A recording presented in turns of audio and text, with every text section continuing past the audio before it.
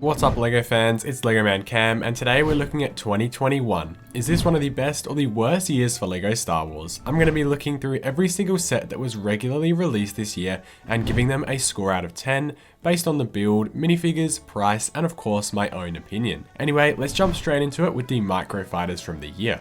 We got another Millennium Falcon with just a regular Han Solo. The build's kind of fine here, the printed cockpit is a nice piece to get, and the Han Solo figure is good to get in a really cheap set, so this is a 6 out of 10. There was also then an AT-AT versus Tauntaun 2-pack, and this one comes with an AT-AT driver and a Luke Skywalker minifigure. And the Tauntaun looks kind of cute, it makes you almost not want to sleep inside of it. Anyway, I give this one a 7 out of 10. I'll also just quickly get the 4+ set out of the way, which was Poe's blue and grey Resistance X-Wing. The set isn't actually too terrible for a juniors build, and the figures are kind of decent for just 20 bucks. I'll give this one a 6 out of 10 though as well, because it's just not for me. Now getting into the regular sets for the year, we got a Darth Vader's Meditation Chamber, which was kind of like a diorama set, but before they were actually called dioramas.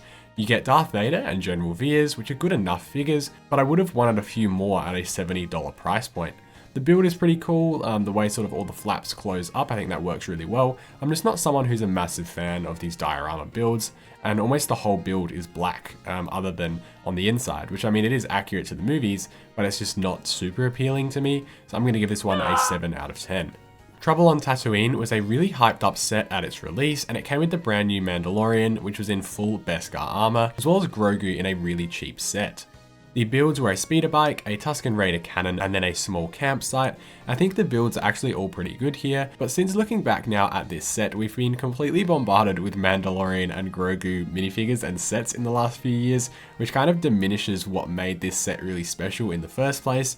It is still kind of a good set for 30 bucks, so I'll give it an 8 out of 10. Now we get into the downsized ships, beginning with the TIE Fighter. This one was $45 and came with 430 pieces and 3 minifigures. The figure selection is really boring here, with that Imperial Protocol droid by far being the most exciting figure. I do like the idea of this set though, as modern TIE Fighters had been inflating to ridiculous prices with like the $70 one in 2018. Sure, this set doesn't look quite as good as the others, but a $25 price reduction does mean a lot to me, so I give this one a 7 out of 10. The X-Wing was the counterpart to this set, featuring another downsized version of the ship. The figure selection is pretty great here, as although none of them are actually exclusive to the set since that Yavin 4 set has come out, the Princess Leia and General Dodonna were always really good figures to get. The X-Wing ticks all the boxes that you want from a LEGO X-Wing, it's just not as detailed as the one prior from 2018. $50 is also a pretty good price here, my only complaint being that the nose looks a little bit clunky, so I give this one an 8 out of 10. The Imperial Shuttle is one that got a lot of hate from the community when it was released, and I can totally understand why. The underside of the cockpit looks really clunky with that really large black area beneath it, and it wasn't really covered up sort of to keep the part count down. $70 is not bad of a price for this set though, and as I've said in other videos, the Imperial Shuttle is one of my favorite Star Wars ship designs ever. The figure selection is pretty weak though, with just Luke and Vader and then a regular Imperial officer, so I'm going to give this one a 6 out of 10. The helmet series continued into this year with the awful looking Darth Vader helmet. I'm sorry, but this one just looks really bad to me. For $80 as well, it's so much more pricey than the other helmets that we've gotten, and it just looks like he's trying to smile or something. I just don't like it. And also a lot of the studs on the top of the helmet don't really translate well to me. I'm going to give this one a 5 out of 10. The Scout Trooper helmet looks so much better in my opinion, and it's only $50, which is literally $30 less than the Darth Vader one. The shaping on the black sort of goggle area looks really good, and overall it just perfectly captures the helmet design of the character. I also think the kind of white color scheme looks really clean too. It will just get very dusty very quickly though. I give this one an 8 out of 10. The Imperial Probe Droid was the latest in the Buildable Droid series, and this one looks really awesome to me. I love the stand and the plaque too, as it has some of the Hoth snow falling over it, which I think looks really cool. The actual build is really nice, and the ability to somewhat pose the different arms is great too. It's not like my favorite Star Wars droid by any means, but for what it is, I think it does capture it well at a $60 price point, so I give this one an 8 out of 10 too.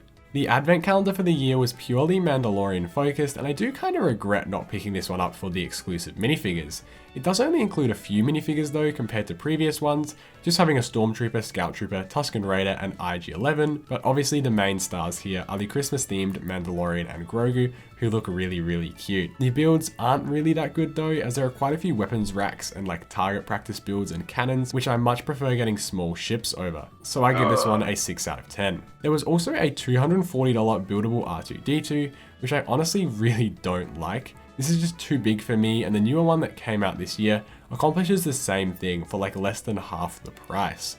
The build does look cool, don't get me wrong, but there's just so many better sets that you could spend $240 on, and considering it's still on shelves now, I would much prefer to pick up the $100 one, and then you have $140 to buy something else, so I give this one a 6 out of 10. The UCS Republic gunship is a set that caused so much controversy as LEGO decided to include just 2 regular minifigures, unlike literally almost every other UCS set where they have some sort of special figs. Anyway, the actual gunship itself, 99% of what you're paying for in this set is pretty good for the most part. I just don't like the cockpit designs. I think the dark red on those clear pieces does not color match well at all to the rest of the dark red on the ship and just makes it look kind of cheap. $400 is really high of a price too. Would have preferred to have seen this one at $300 or $350 considering it just has 3,292 pieces. It is a cool set, but it's just not one that I would pick up myself. I much prefer getting a smaller one, and I'd love to see a regular sized Republic gunship coming out soon. It is still a pretty nice set though, so I'll give it a 7 out of 10. The Duel on Mandalore is almost a perfect set for me, it's just the price that holds it back. If it were $15, it would have been a 10 out of 10, but it is $20, which is just too high. Anyway, the figures are amazing here, and the 2 builds are perfect for the scene. The Darth Maul looks really great, and that Ahsoka was awesome to get in another really cheap set, so I give this one a 9 out of 10.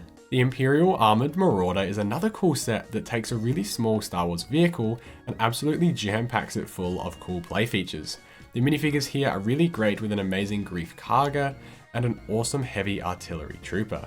The set is small for the price, but it does have a lot going on within it, so I give this one a 9 out of 10. Boba Fett Starship was the last of these downscaled sets that we got, and I really like this one for the most part. The minifigures are nothing too special, as since this set has come out, they have both appeared in a whole number of sets, but there are some really nice detailed minifigures nonetheless. The actual Starship does look great, and I think it captures all the details that you would need in a much smaller scale than the 20th anniversary one we got a few years back. $50 is kind of a decent price as well, so I give it an 8 out of 10. The UCS AT-AT released this year too, and it became another of the most expensive LEGO Star Wars sets of all time at $850. For just 6,785 pieces, I feel like this one should have been a fair amount cheaper.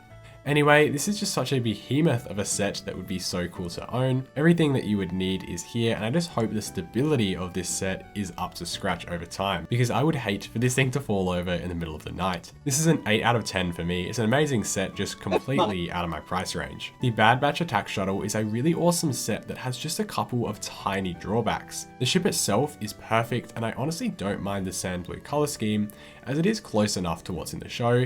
I think it kind of makes it stand out amongst some of the other more grey LEGO Star Wars ships we've gotten. The 2 speeder bikes I could have done without, but I suppose they do add to the value and playability of the set, and they are from the TV show. The minifigures are where this one excels at though, with all 5 original members of the Bad Batch all looking amazing.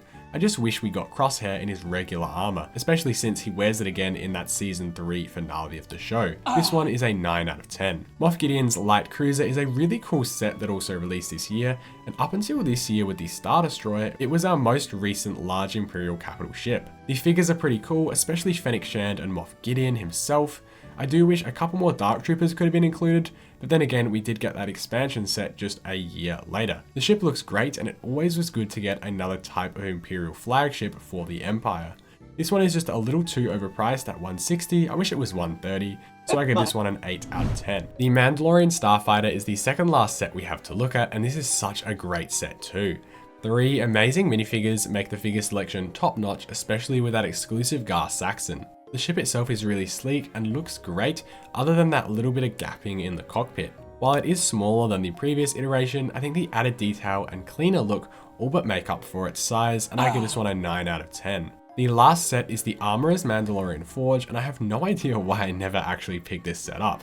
I saw it on sale so many times, and I just ignored it every time. The figures make this set so great at just $30, getting Paz Vizsla and the Armorer, who still remains exclusive here, is really cool. I do hope they make her again though, with a better helmet and a cloth fabric piece too. The build isn't anything super spectacular, but the forge itself does look pretty cool, and I love that you can actually play out forging Beskar with this set, so this is an 8 out of 10. So after all that, we've looked at 22 sets that released this year, so if we take our combined scores, which add to a total of 163, and we then find the average by dividing that by 22, this gives us an average score of 7.4 out of 10.